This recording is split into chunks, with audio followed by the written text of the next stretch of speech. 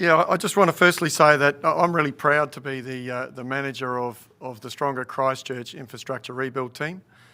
This is a purpose-built organisation that has been pulled together to deliver this horizontal infrastructure rebuild.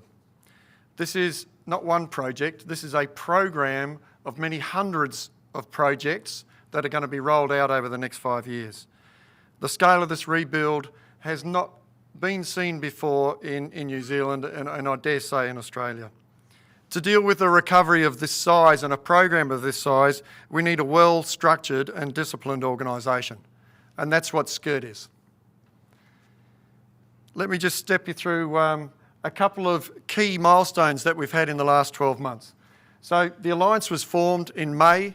We were given 4 months to effectively create a virtual organisation that will turn over $500 million worth of work a year from scratch.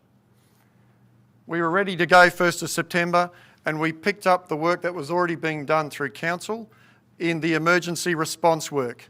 We're now transitioning into the long-term planned, prioritised project rollout. In December, we had a significant quake again, number 4. And I'm really pleased to say that the work that had been done before September has stood up, it has proved to be resilient, and none of it broke. So that's a really good news. In February, we decided that we needed to ramp up, so we put on another 40 designers, and that's got us to the point now where we have 280 people in this office here who are managing the process from investigating the assets, defining projects and prioritising them, and then working through design to hand over to construction. Unlike most projects in which you do your planning and your strategy and understand your scope and get your funding and all that up front, this is a crisis response. So in parallel to the work that would normally be done up front, that strategy work and the assessment, we're also doing the work that I spoke of earlier, that pipeline through from project definition through to construction. So this is really accelerated over what would normally be done. In our pipeline to date, the Prime Minister mentioned some of these numbers. We've got $667 million of design work underway. We've got $84 million worth of work being estimated and then checked. So we have an independent estimator engaged by the government to check the veracity of our tenders to make sure it's providing good value for the people of Christchurch and New Zealand.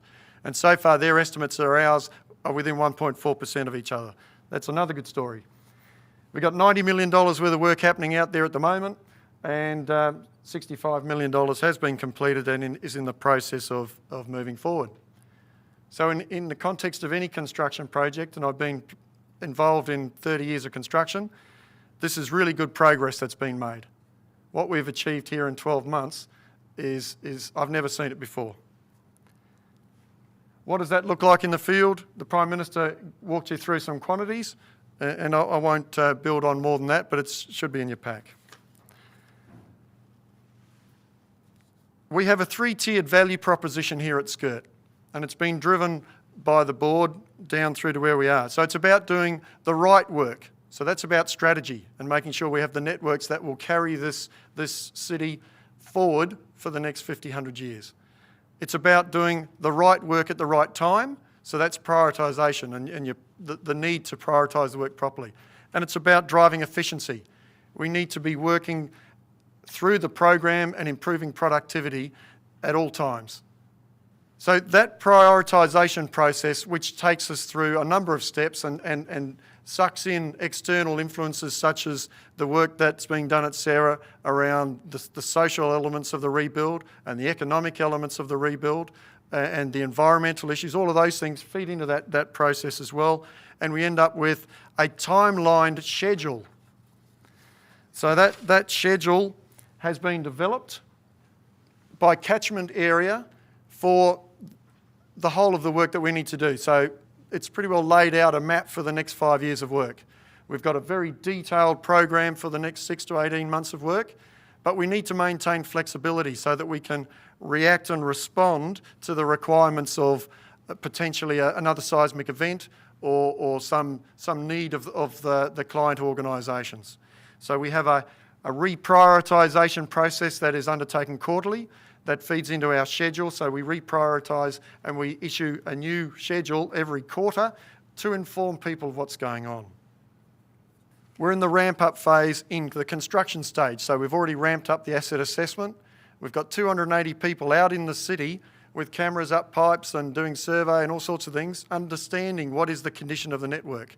So we've assessed 30% roughly of the condition of the networks out there, and we've got a long way to go to understand fully that. We're ramping up now the construction after building the design. Each month we're pumping out enough design work for $50 million worth of construction work. So we're building up to a buffer of $350 million worth of design packages, which will be ready for the constructors towards the end of the year. In the meantime, we see ourselves ramping up from that 670 people to 2,500 by the end of this year, the beginning of next year. So it's going to mean a lot more impact between what SCIRT is doing and the public. And we're going to need to communicate with the public very clearly. And there's a subcommittee of the Clients Governance Group which is going to work with us to make sure that we're communicating properly around with the people of Christchurch. Because the reality is that the people of Christchurch are at the heart of this rebuild for SCIRT. We're working for them, doing the work for them, and we are actually them. We live here and work here. There's going to be a lot of impacts from the work we're doing as we ramp up to 120, 150 sites across the city. And most notably, that'll be seen in the traffic networks. So we're doing a lot of work with Council, NZTA and Sarah and the other rebuild programs that are happening around the city to make sure that we are coordinating the work. And you know, we need to make sure that the traffic works well for the people, but also for business. We've got to keep the businesses running and growing and building in Christchurch. The economic rebuild is really, really important. So not only are we fixing up pipes and pump stations and roads, we're here to pick up on and maximise some opportunities that are available here for Christchurch and for New Zealand.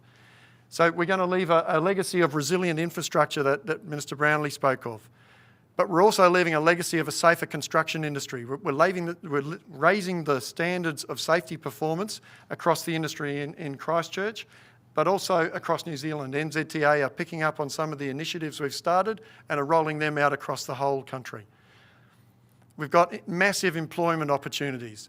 So we've got a program of training that we're working with the government on to train and upskill 500 new entrants from around the Christchurch and New Zealand areas to bring 500 people a year into the construction industry for the next 2 or 3 years. We're also going to be upskilling and training 500 people a year to raise the capacity of the industry. So those training programs are very important. We've got a whole lot of really innovative design that's coming out of this office, and all you've got to do is walk around and talk to people and you hear what's going on. That's going to leave a legacy of improved design standards for the rest of New Zealand and potentially across the world. We're working very closely with the government's productivity partnership to monitor productivity improvements across the program as we're working for the next 5 years. And you know, that's really important. Our board's giving us the task of balancing or offsetting the inflationary cost that is normal with productivity improvements. So that's a real challenge that we've got, and we're taking that on head on. So at the end of it, I suppose the key message for me is that SCIRT is here. It's well and truly established. We're building momentum, and it's going to get a lot busier in Christchurch. And really that's good news for Christchurch and the people in New Zealand. Thanks.